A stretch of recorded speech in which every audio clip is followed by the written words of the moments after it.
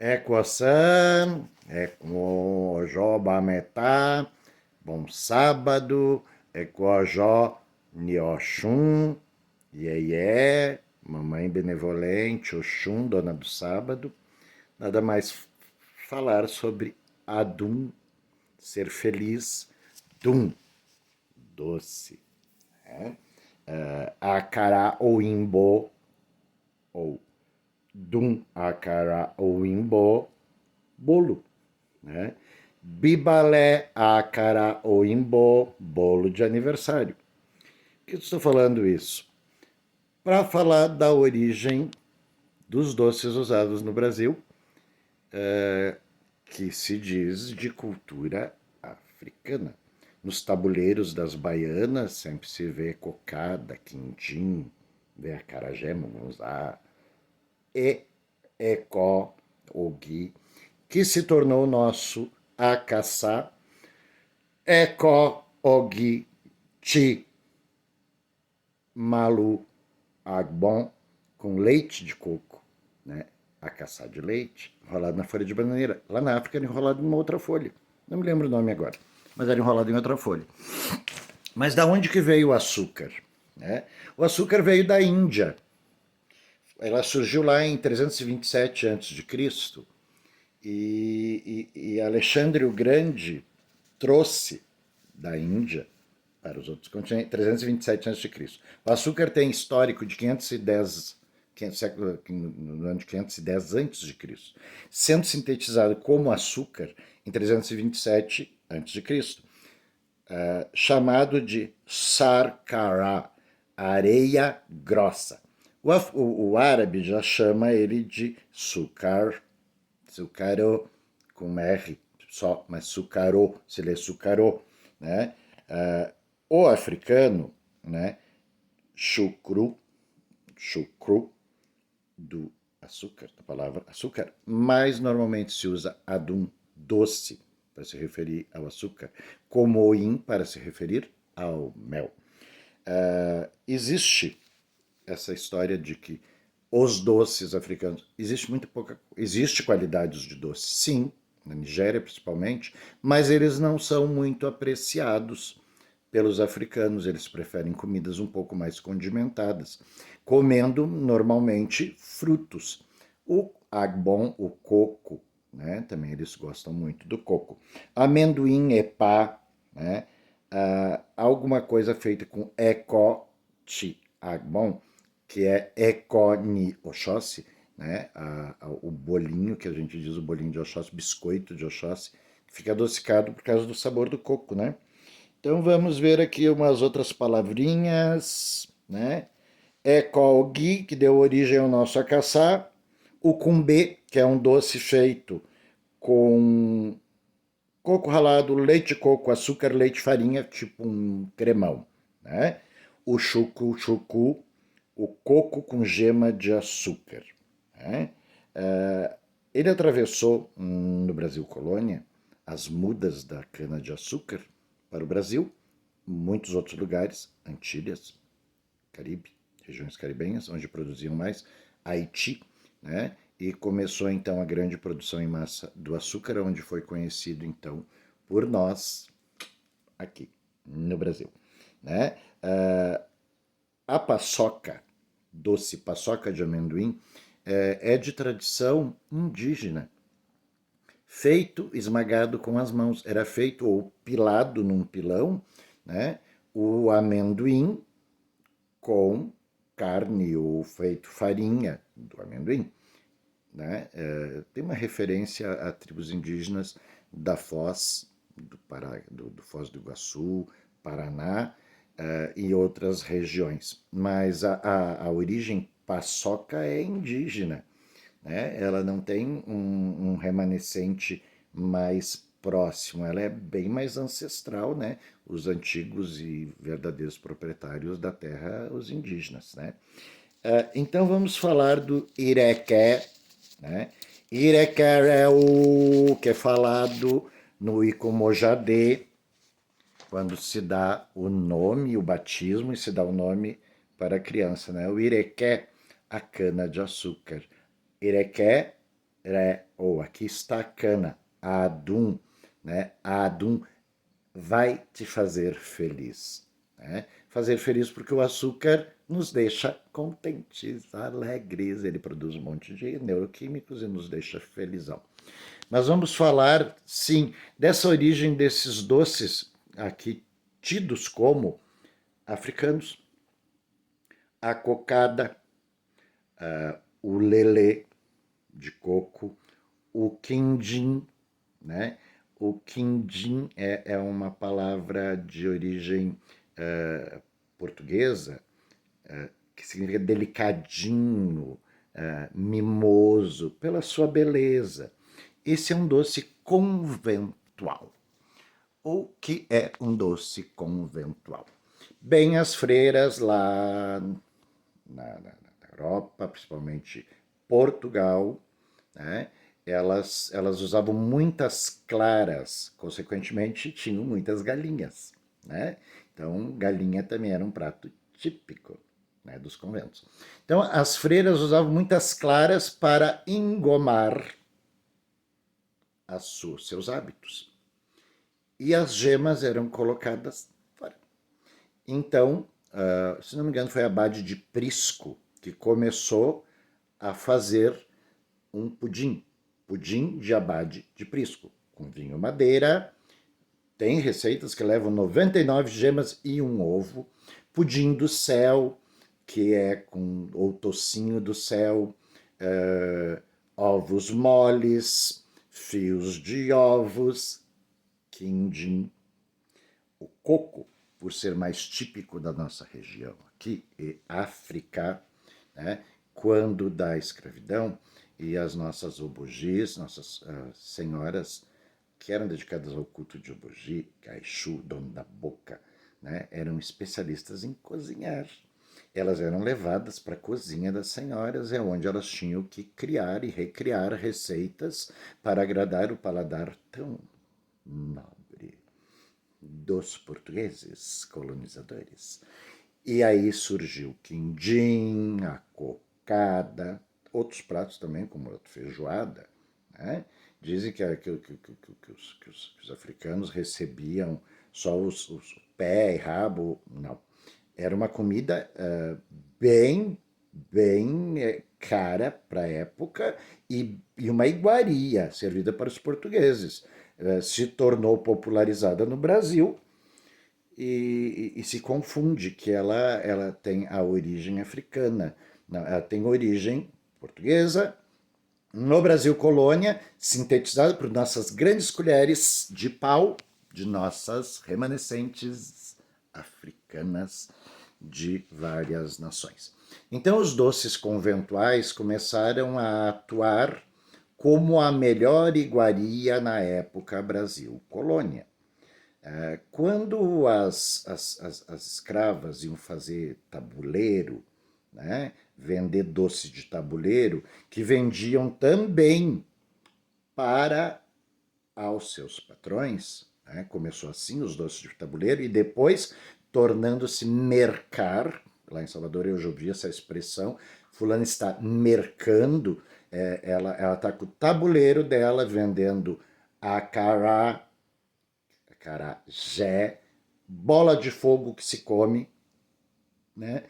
Com o vatapá, com o caruru, né? Com camarão seco, com o tomate verde e ali por diante. Então, ela está mercando porque ela, quando do advento da Lei Áurea, muitas tiveram que procurar o seu sustento dessa forma, mercando. E mercando as iguarias a qual o povo já estava acostumado. Quindim, cocada branca, cocada queimada. Acho tão estranho quando as pessoas dizem assim, cocada preta ou cocada morena, né? Porque usava o açúcar mascavo. Antes de existir o açúcar industrializado e purificado, né? Ele era amarelo, amarelo ocre, né? Marronzado, que é o açúcar mascavo. Inclusive, muita gente até hoje usa o açúcar mascavo, come as suas bolinhas, acha muito delicioso. Que vem da cana-de-açúcar, que veio da Ásia, 510 a.C., 327 a.C., foi sintetizado então o açúcar, chamado de saraka, que era areia grossa pelos hindus, né? E sucaró pelos árabes, mas quem difundiu o açúcar foi Alexandre o Grande. Ele era grande, né? Poderosa. E ele trouxe para as outras partes ocidentais até chegar aqui em nosso Brasil, na época colonial e na África. Né? Na apresentação do Icomojadê, do dia do nome, dia que a criança é batizada, sim, um dos elementos é irequé, cana de açúcar. Irequé o adum. Você será feliz. Aqui está a cana de açúcar. Você será feliz como a cana. Né? Então você vai ser feliz doce como a cana de açúcar. Sabe, o açúcar é viciante, né? Os diabéticos que digam, né? A gente sofre muito com a necessidade de sentir o saborzinho dele na boca. Então, voltando aos doces conventuais, esse abade de Prisco e outros abades usaram as gemas e as freiras de fundir usando grandes quantidades de amêndoas, nozes e depois coco. Né? As amêndoas que vinham da ramificação árabe, também a tâmara, também o damasco, que vinham das ramificações árabes, Península Ibérica, foi tomada pelos árabes durante 800 anos, inclusive no Palácio dos Brasões, em Coimbra, Sintra, desculpe, né? Tem os brasões e as modificações dos nomes. Por exemplo, Almedin, né, Almeida, né, vem de um nome de origem árabe, que significa da parte plana do deserto. A mesa, al-Madin. Também disse que os tuaregues e suahilis levavam muito essa expressão, a mesa, no seu coração, porque eles eram nômades, e aquele que chegasse era muito bem recepcionado, aonde era oferecido uma grande mesa com tudo que existia de bom, que também é um costume português. Colocar tudo na mesa, como é um costume africano. Cortesia é um costume educado das melhores partes das nações, né? Tanto os africanos, como os árabes, como os portugueses, e assim por diante. No Brasil, tomou então essa conotação, não em certas localizações no Brasil colônia, por causa da escassez de alimento. Então, esses abades e essas freiras trouxeram para o Brasil os doces conventuais, que seria ambrosia, fios de ovos, ovos moles, os ovos mais portugueses, não é feito que nem o nosso, assim, só aquele cremão. As ameixas doces, né? Que é feita com ovos moles, depois pincelada com açúcar tostada, fica uma delícia. Todos os doces portugueses dão uma tostadinha. Né? Os pão de lós, que inclusive são feitos em algodar. Né? Voltando à palavra, que outra vez eu fiz um videozinho curto, sobre a palavra algodar. Algodar vem do nome persa, gudar, que os árabes conheceram tal utensílio, tornando ele então um utensílio de respeito, al-gdar, que veio para os portugueses no tempo da colonização árabe de 800 anos da Península Ibérica, árabe, os portugueses e os espanhóis. Com o advento vergonhoso da escravidão, esses utensílios vieram para o Brasil, sendo então difundidos no meio também dos africanos e se tornando o prato deles, prato dos orixás, na verdade, porque os escravos comiam em coxos de madeira. Né? Árvores tombadas, escavadas com enxó e ali colocada as comidas, muitas vezes era a palavra Saara, né? que também remonta de origem árabe, comida conjunta, né? Também vem dessa época. Saara, comida conjunta, ajem, sara, a comida, o prato feito ou o prato colocado onde eles tinham que comer com as mãos, sem utensílios. Por isso, muitos Ibá, Ogbarim, Orixá, usam no rito comer determinadas comidas com a mão. A origem da palavra amala vem de omala, que vem lá do Moçambique, né? Que é uma espécie de pirão. Já no norte, chama de angu. É um ragu lustroso de ingredientes indeterminados, porque pode ser de farinha de trigo, pode ser de farinha de caju, farinha de amendoim, farinha de inhame e farinha de mandioca, sendo que a mandioca vem lá dos Incas e foi levado para a necessidade da fome na África, assim como o chocolate também era dos Incas, viu, gente? Só que eles não adicionavam açúcar, só a manteiga do próprio cacau, e depois se difundiu, assim como o café era árabe, se difundiu pelo mundo através de uma criatura que conseguiu seduzir uma senhora lá na Arábia e trouxe uma mudinha, e dessa mudinha mater se difundiu, e depois houve a globalização, e aonde Martinica e outras regiões se desenvolveram o grande café, Somália, né? E depois aqui no hemisfério América Central, Central-Sul, né? Colômbia, no Caribe, e muitas localidades, Antilhas e por aí vai. Né? E daí isso também é o café, omidudu, água negra, né?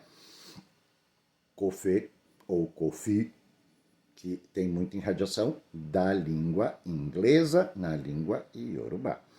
Então, esses doces conventuais que aqui chegaram se tornaram a melhor iguaria. Pela cor, né? Awon Yeye, a cor da mãezinha benevolente. Quem é a mãezinha benevolente? Oxum, que é dona do amarelo claro, do amarelo forte, do amarelo avermelhado. Né? Tem gemas de ovos que são bem avermelhadas, se vocês observarem. Né? E daí tem sisu, rossu, fraco, forte. Né? Tem uma observação de uma cor que diz do laranja, por exemplo, awon, osson, sisu. Né? A cor omi, osson. A cor da água da laranja, né, que é a amarelinha clarinha, a alaranjada. Então, essas iguarias foram englobadas dentro do sistema de ofertas e oferendas, adimu, oferendas, na cultura iorubá, na cultura nagô.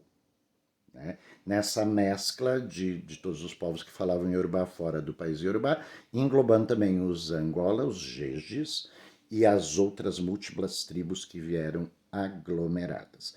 Então, essas comidas se tornaram, principalmente aqui no Rio Grande do Sul, né, o abadô, awon, iê, o milho amarelo, né, que pertence ao Xum, a canjica amarela, a canjica branca, Oxalá e Iemanjá.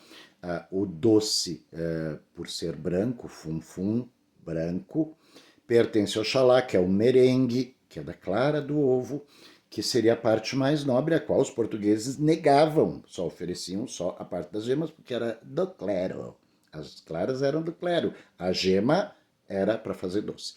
Então a parte branca, pertencente ao Oxalá, Iemonjá, Nanã, né, grande mãe Nanã Buruquê, que também tem um certo euó com adum, como doce, né, preferindo coisas mais temperadas. Io, o sal da terra. Io, ni, aie, o sal da terra.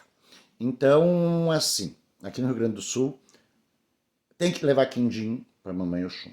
Número X conforme cada nação, 8, 16, 5. Né? No candomblé também se vê essa conjunção com os doces conventuais do Brasil Império, aonde após a libertação dos escravos, as criaturas ofereciam aquilo que era de melhor para o seu orixá, oferecendo então esse tipo de doce, levando em consideração que em África não dão muito preferência às coisas doces. Não que não exista, existe, foi falado antes até os nomes dos doces ali. Né? Então, nessa reestruturação, né, que houve no Brasil, né, se oferecia o que era melhor, e o melhor era aquilo que os senhores comiam, né, porque o escravo não tinha direito a comer, só comia o mínimo para a sobrevivência e trabalhavam muitos até morrer. Com o advento da libertação dos escravos pela princesa Isabel, Lei Áurea, então surgiram a necessidade de mercar. Como elas já conheciam as receitas conventuais e essas receitas eram bem vistas pela sociedade, criou-se então a baiana de tabuleiro, vendendo os seus quitutes. Quitutes englobando acarajé, acará, bola de fogo, acarajé, bola de fogo que se come, ecoigui, ou gui, né, que é o acaçá de leite, que isso veio acontecer aqui no Brasil, lá em África, eco-ogui era o milho branco posto de molho durante vários dias, depois moído no pilão, cozido e acrescentado leite de coco, água de coco enrolado em uma outra determinada folha. O irequé, a cana-de-açúcar, que é usado no Icomojadê, significando que a vida pode ser doce, porque era a melhor parte dos nossos colonizadores. Então, a comida aqui no Brasil tem um efeito cultural diferente que nos lembra e remonta o tempo da escravidão e aonde essas coisas que se tornaram importantes dentro do culto como obrigatoriedade são costumes adquiridos da diáspora, levando em consideração que na África existem outras formas, o irequé, o adum, o oim, sucaro, né, que são servidos ao orixá, né, e servido ao ori no Icomojadê, como eu falei no vídeo sobre Icomojadê, o Soloromorucô, né, o dia que a criança ganha o nome, o dia do batismo, equiparando com o católico, né, ele é apresentado aos elementos, e um dos elementos mais importantes é o irequé, assim como o alacatá, a cabeça do peixe, né, o ejá, alacatá, aqui está a cabeça do peixe, ela está madura, ela lhe fará bem, alacatá, ori, o ori mais profundo, Oxum, dona do ori mais profundo dos peixes felizes que vivem no rio. Né? Pode notar que tudo muito remonta ao Adum, a alegria, a felicidade, ao Oxum e ao bom pensamento. Mas existem outros, claro, elementos que participam do Icomojadê, e assim como muitos outros orixás, ao qual o Bale, o sacerdote que vai apresentar aquela criança, passa todo um ritual e repassa todo o ritual, sendo uma das partes mais bonitas, do meu ponto de vista, é o culumbu. Culumbu, iê, culumbu, iê, culumbu. A mãezinha vai te embalar para o lado direito, né? É te proteger, te mimar, né? Então, acho muito bonito o ritual do Icomojadê, mas hoje estávamos falando sobre os doces conventuais, que consistem em gemas, muitos vinho do Porto, muitas amêndoas, muitas nozes, no Brasil colônia, coco, na África, coco, inclusive tem um doce na África, deixa eu me lembrar o nomezinho dele aqui, chucu-chucu, né? Chucu-chucu, que é uma bolinha feita com coco ralado, gema, né, e açúcar. Tosta aquilo tipo um brigadeirão. Daí faz as bolinhas, passa no coco. Isso é um doce bem apreciado lá. Não sou muito chegado no doce. Então, a doçura, adum, ser feliz, traz a felicidade. Né? E isso era passado no Brasil colônia pelos nossos remanescentes que vieram da escravidão, se tornando cozinheiros das grandes senhoras, vendendo de tabuleiros para o dinheiro dos patrões e depois tendo como forma de sobrevivência e juntando na vara da igreja as moedas contadas de moleques e de baianas de acarajé e de escravas de tabuleiro para comprar a liberdade, antes da libertação, dos seus reis, rainhas e seus oluôs. Então a comida tem um efeito muito grande dentro da nossa cultura, respeitamos os princípios de cada nação e seus costumes e fundamentos, né? E respeitamos-nos a nós mesmos, né? Porque respeitar o outro é um ato de se respeitar. Né? Então, bom fim de semana para todo mundo e Ekualé Abameta, uma boa noite de sábado.